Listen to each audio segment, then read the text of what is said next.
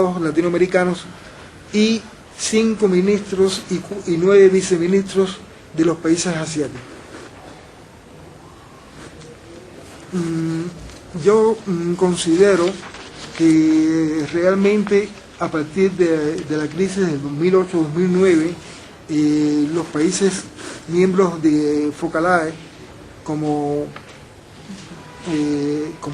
las dos regiones económicas más dinámicas de la actualidad y que menos fueron afectadas durante la crisis, realmente ya han comenzado a variar en su posición y actitud ante las posibilidades y las capacidades y potencialidades que tiene el foro de Focalae. Es así que yo considero que Focalae es una oportunidad real, una oportunidad que no deben menospreciar ninguno de los países, tanto asiáticos como latinoamericanos, debido a que constituye más del 40% de la población mundial y del comercio internacional, al mismo tiempo que abarca más del 30% de la economía mundial en términos de Producto Interno Bruto. O sea que Focalae, independientemente de su instauración inicial, no como un foro netamente orientado o predestinado al desarrollo de la actividad comercial y las inversiones, indudablemente tiene una gran importancia en este sentido y es fundamental que sea aprovechada. El comercio interregional ha tenido una tendencia hacia el incremento paulatino durante los últimos 10 años, en que los asiáticos han aprovechado los espacios concedidos por los Estados Unidos de América y la Unión Europea para insertar sus producciones e importar materias primas y productos de procesamiento básico. Ante la crisis, los países tienden a protegerse y a distanciarse de las áreas de turbulencia financiera y económica. Tanto en Asia como en América Latina, la tendencia ha estado encaminada a fortalecer las concertaciones intrarregionales sin desaprovechar las ventajas coyunturales de los mercados externos. Según la Organización Mundial del Comercio, en su publicación anual Estadísticas del Comercio Internacional, señalaba que durante el 2009 más de la mitad de las exportaciones de Asia, o sea el 52%, tuvo como destino países del propio continente, mientras que en el informe de la reciente concluida reunión de ALADI en Montevideo, Uruguay, se indica que el comercio interregional de los 12 países miembros latinoamericanos sobrepasó en el 2010 la cifra de 130.000 millones. Los países de ambas regiones han establecido concertaciones de nuevo tipo y han fortalecido las previamente instauradas y se han esforzado por estructurarse con solidez para permitir que los embates de nuevas crisis no les afecten en gran dimensión y medida.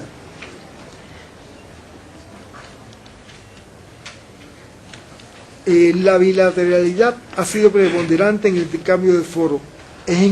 incuestionable que el fomento de tratados de libre comercio y acuerdos de inversiones constituyen un vehículo eficaz para estrechar y fortalecer la interrelación regional, pero su ejecución debe estar orientada a la protección de los recursos y a su utilización sostenible con vistas a propiciar un desarrollo social justo y equitativo que permita paulatinamente erradicar los altos índices de pobreza presentes en ambas regiones y que en muchos casos son motivos de inseguridad social y obstaculizan el intercambio. Para terminar, debo decirles que Focalae parece haber arribado a una etapa superior en su desarrollo como institución, orientada al fomento de la integración. Las experiencias adquiridas constituyen la mejor lección en la consecución de resultados más satisfactorios. Es una realidad indudable que el factor económico constituye el pilar fundamental del desarrollo del foro. No es posible pensar en integración político, social, cultural, tecnológica o ambiental sin lograr la integración o al menos la complementariedad económica. Los países de ambas regiones son conscientes de que para lograr una integración económica, esta debe estar impulsada por el intercambio de mercancías y la aplicación de inversiones, y para ello es necesario adoptar medidas y políticas de apoyo y promoción que armonicen con las normas que rigen el comercio y la inversión extranjera directa entre las dos regiones, garantizando a su vez una ejecución acorde a los intereses de desarrollo económico viable en correspondencia con los recursos de nuestros países y sus diferentes niveles de industrialización. En el mundo de hoy, las luchas de las grandes potencias no giran en torno a la apropiación de nuevos territorios, sino a la búsqueda de nuevos mercados y de recursos naturales en extinción. Nuestros países del sur han comprendido que no basta con sus propias potencialidades y que la interdependencia del desarrollo y la integración en condiciones de economías abiertas son fundamentales para lograr el desarrollo económico sustentables y conducentes a disminuir la brecha que nos separa de un desarrollo equitativo, sostenido y duradero. Muchas gracias.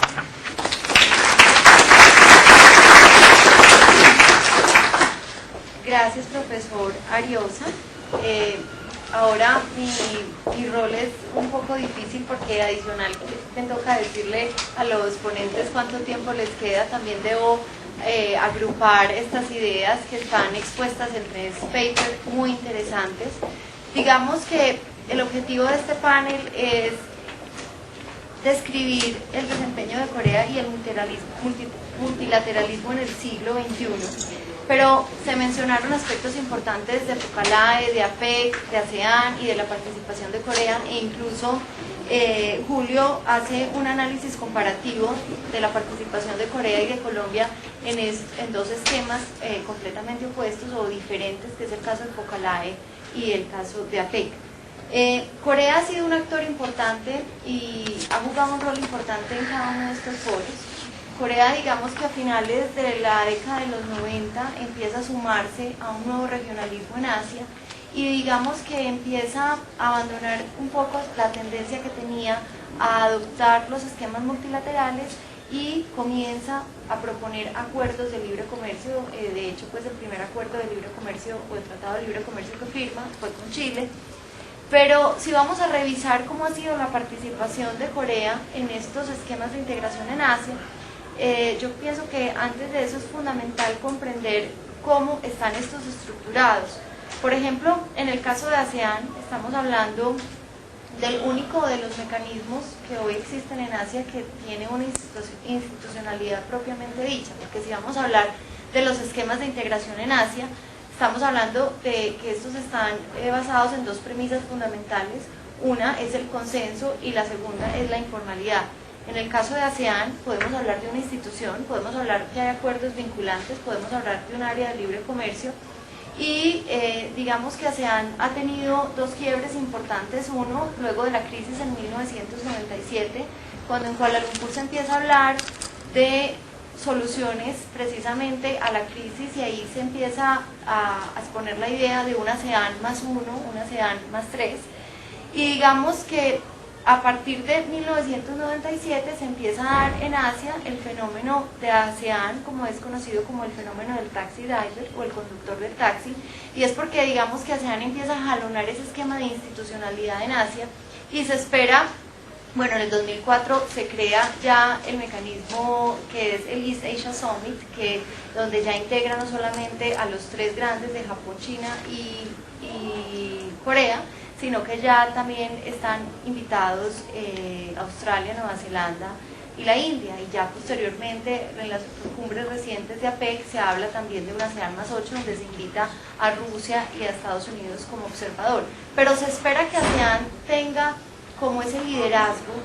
como institucional para que en un futuro se dé la Comunidad del Este de Asia, que antes se esperaba que fuera creada en el 2020 y ahora se va a crear en el 2015. Posteriormente a la ASEAN entonces surgen otros mecanismos. ASEAN surge a finales de los 60, PIBE, que es el mecanismo empresarial, que es totalmente informal, que está conformado por las empresas, surge a finales de los 60, posteriormente surge PEC, es el Consejo de Cooperación Económica de Asia-Pacífico, está conformado por el sector empresarial, la academia y el sector privado, y finalmente surge en 1989 APEC y FOCALAE. APEC surge en el 89 y FOCALAE o FEALAC surge a finales de 1998 a través de una propuesta que le hace el primer ministro Goh Chok Tong al entonces presidente Eduardo Frei. Si vamos a comparar, a mí el ejercicio que hace Julio César me parece un poco ambicioso porque él está comparando la participación de Corea del Sur y Colombia en estos dos foros, que son APEC y FOCALAE. Y después más adelante veo un ejercicio muy interesante del profesor Ariosa, donde describe el tema de FOCALAE. Vamos a ver que APEC y FOCALAE funcionan distinto porque ambos son informales, pero APEC tiene una participación directa de los líderes empresariales. Y el profesor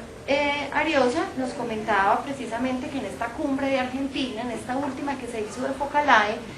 es la quinta cumbre de ministros de Relaciones Exteriores y solamente, pues fueron la mayoría, tuvo una participación importante, pero todavía van viceministros, o sea que todavía los gobiernos miembros, los 33 gobiernos miembros de estos países,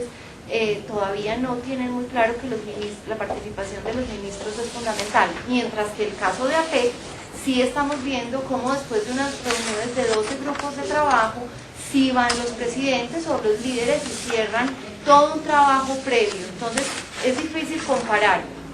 un mecanismo que tiene 3 grupos de trabajo en áreas como política, cultura, educación, economía, de la parte social, ciencia y tecnología, como es FOCALAE, con uno que es APEC, donde tiene temas de turismo, de inversión, de comercio. Entonces yo pienso que es un ejercicio bien difícil. Y ahí mi recomendación sería para Julio que es mirar cómo ha sido la participación concreta de Corea y de Colombia precisamente en esos grupos de trabajo, porque recientemente hemos visto que la ministra participó en esta reunión de FOCALAE, la ministra de Relaciones Exteriores de Colombia, y Colombia tiene proyectos en el grupo de política, de cultura, de educación y de deportes, y en el tema de ecoturismo. Entonces sería un ejercicio muy interesante que contribuiría de pronto a tu trabajo, a analizar cómo ha sido la participación de Colombia en los diferentes grupos de trabajo, tanto en APEC como en FOCALAE. Y ahí es completamente de acuerdo con los argumentos que habla el profesor Ariosa, donde realmente FOCALAE es un foro de diálogo, de cooperación, pero no va mucho más allá de lo que podría ir. Y indudablemente Corea ha tenido una participación importante, porque Corea, digamos que, como mencionaba al principio, sobre todo a finales de los 90, ha visto esa necesidad de reforzar su participación, no solamente con otros actores distintos a los que tradicionalmente tenía, sino también de reforzar su participación en los mecanismos de los cuales ya hacía parte. Y ahí podemos retomar algunos análisis de los que mencionaba el profesor Juan José Bonilla, donde ya Corea está siendo ya la tercera economía exportadora luego de China y Japón, donde ya está siendo el 7º lugar de exportador en el mundo, y ahí entonces Corea debe afianzar todo este tema comercial, este tema de alianzas para ser mucho más competitivo. Ahora, el tema de la integración en Asia, yo creo que va a estar liderado, mi percepción es que va a estar liderado por ASEAN,